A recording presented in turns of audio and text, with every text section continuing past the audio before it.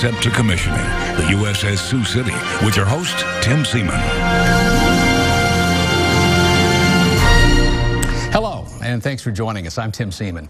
Last Saturday, indeed, was a historic day for Sioux City with the commissioning of LCS-11, the USS Sioux City. After 6 years of planning, the newest combat ship is now an active part of the United States Navy. The weekend commissioning in Annapolis, Maryland, brought several thousand people together at the U.S. Naval Academy.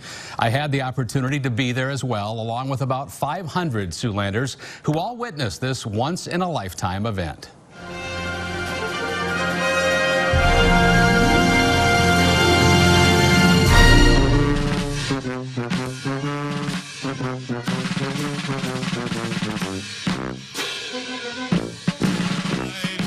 What so proudly we hailed. It was beyond measure. It's nothing at all what I expected. I enjoyed it so much. I mean, I was totally honored and privileged to be here. And the over 500 strong citizens of Sioux City, a special welcome. It speaks volumes that this ship will carry the name of USS Sioux City as it performs critical missions around the globe. Very patriotic, and it makes everybody feel like they're an active part of what's going on for the United States, for our state of Iowa, and where the USS Sioux City will be headed.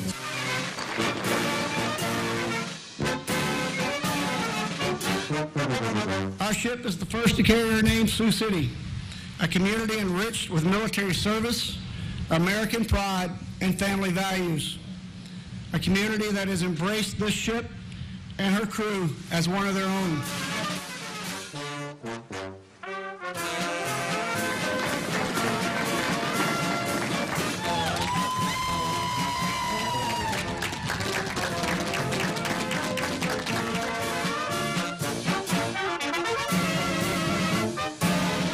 It made me feel like they brought my city right here to Annapolis and pushed it out to fight the war and be a group of people that can get together and fight for our nation. Oh, it's extremely patriotic. It's just a very, very nice event. They really did everything first class. The fact that now these men and women serving in uniform on this ship, they're now children of Iowa, children of Sioux City. Very proud moment in history for the state of Iowa. I had a great committee chairman. I had a wonderful namesake city. What more could you ask for? So it will be hard to follow this one. It's just a great combination. So when Mary and I talked, when we first started doing this, we said we were going to do the biggest and the best commissioning ever done for a littoral combat ship, and we did it.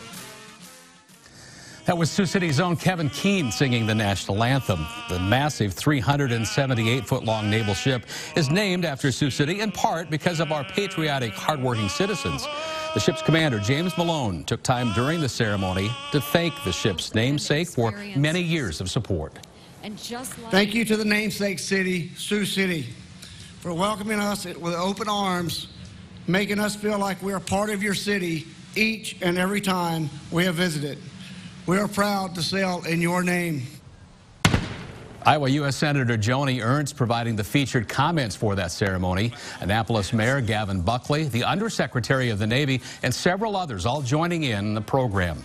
Sioux City Mayor Pro Tem Dan Moore praising the city's newfound relationship with not only the U.S. Navy, but Annapolis as well. As we gather here at this historic moment, this historic time, I realize and I appreciate that it's about the people, and it's about the relationships of the people. And there hasn't been anything stronger and more vibrant than the relationship we've established with the United States Navy and the city of Annapolis. The hundreds of Siouxland folks who traveled 1,200 miles to see the commissioning also got a chance to experience the USS Sioux City up close and personal. Likewise, I had a chance to spend a couple of hours touring the ship, and it truly is a city at sea.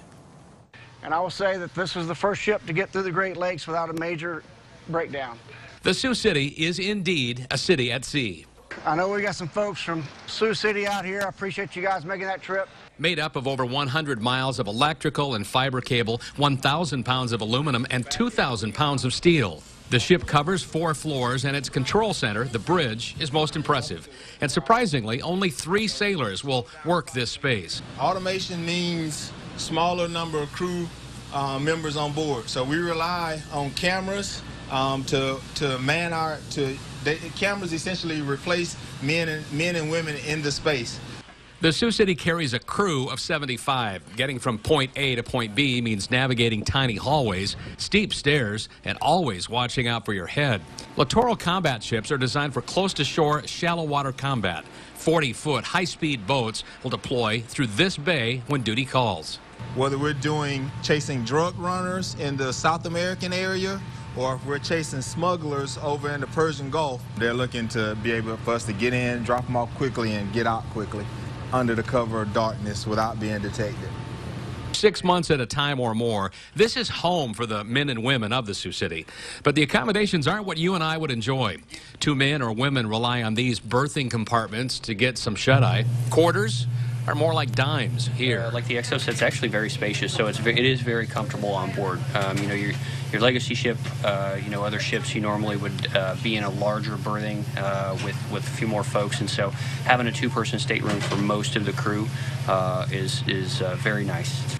This temporary space is open for guests. This is a 12-person. But there are dining and other kitchen spaces, as well as a medical suite. So Doc can do basic stitches, sutures.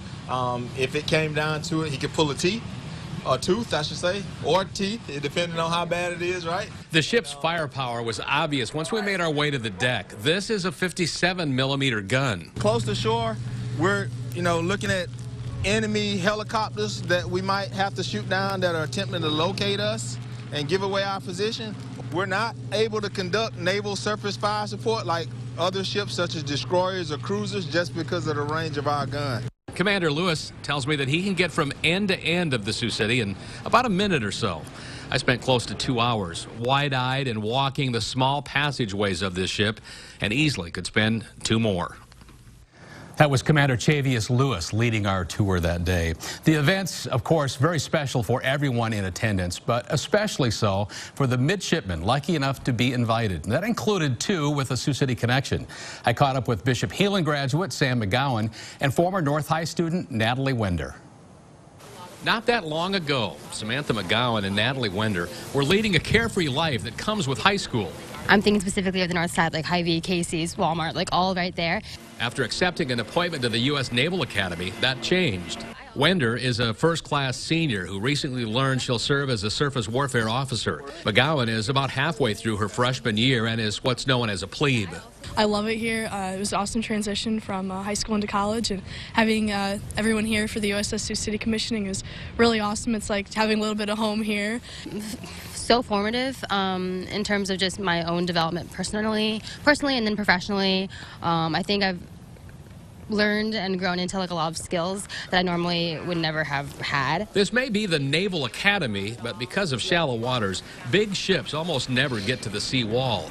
McGowan tells me the arrival and soon departure of LCS-11 has provided an adrenaline boost for midshipmen. Everyone's talking about it. A lot of the mids are trying to get tours of it, so it's definitely it's awesome to have. There's not a ship in port here every day, so it's really cool. With Sioux City and the U.S. Navy forged together for the life of the ship.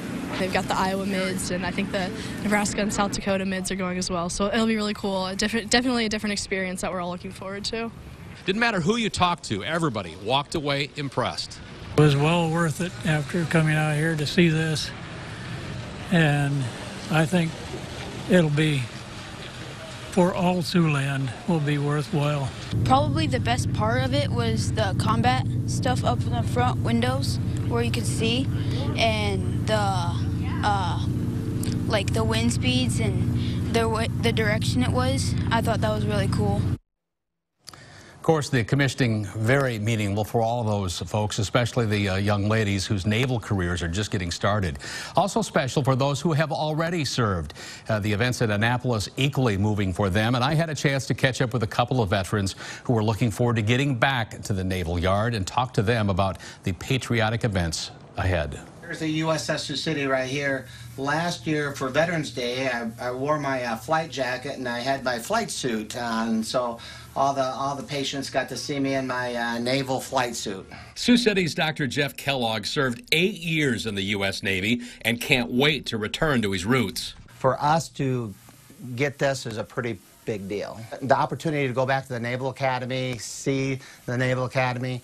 I was stationed at Bethesda for a little short period of time, Bethesda Naval Hospital. So I'm going to be back there, and I'm going to have an opportunity to show my wife some spots that I've got the chance to see earlier. And I know how special a commissioning is. It doesn't happen very often. There's only, a few ships every year that are commissioned. I have never seen one, but I've heard everybody that has told me they've been at one has said it's one of the most patriotic events you will ever attend. Between appointments as a financial advisor, Dan Holzrichter is also finding himself reliving days gone by. These guys deploy on board a ship for 6 months at a time. They may be out to sea for 60, 70, 90 days in a row, and that's an awful long time to be at sea.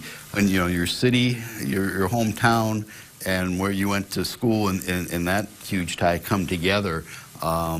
Yeah, it's really a significant thing for me. Holzrichter and Kellogg are just two of many Naval Academy graduates making the trip back to Annapolis. That's a photo of me in 1985. And for the hundreds of others who will witness history on Saturday, the two former midshipmen know just how special the trip will be.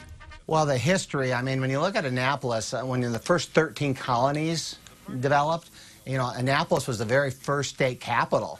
And it was in Annapolis where George Washington resigned his commission as general in the Army and said, I'm going to be president, so I can't be general at the same time. That was right there in Annapolis. So it's neat for Annapolis because even though it's been around since 1845, it's been the Naval Academy.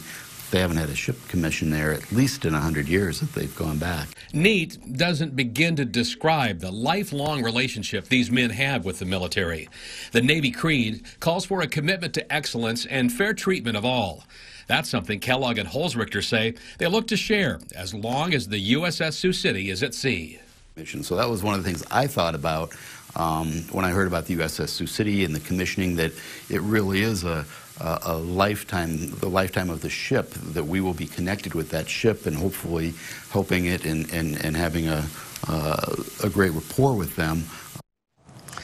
Once at the U.S. Naval Academy, I was able to catch back up with Holzrichter and asked how he was feeling being back on the yard.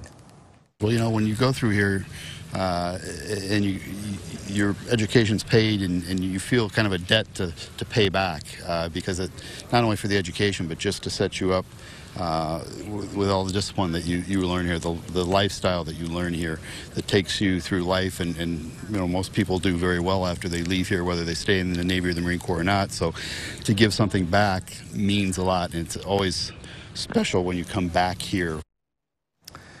From warfare to humanitarian work, the U.S. Sioux City is a ship that can do it all. We'll talk to the commander of the ship. That's coming up in about 7 minutes. But first, from concept to commissioning, the USS Sioux City took years to complete, and it all started with a phone call. We'll explain who made that call coming up next.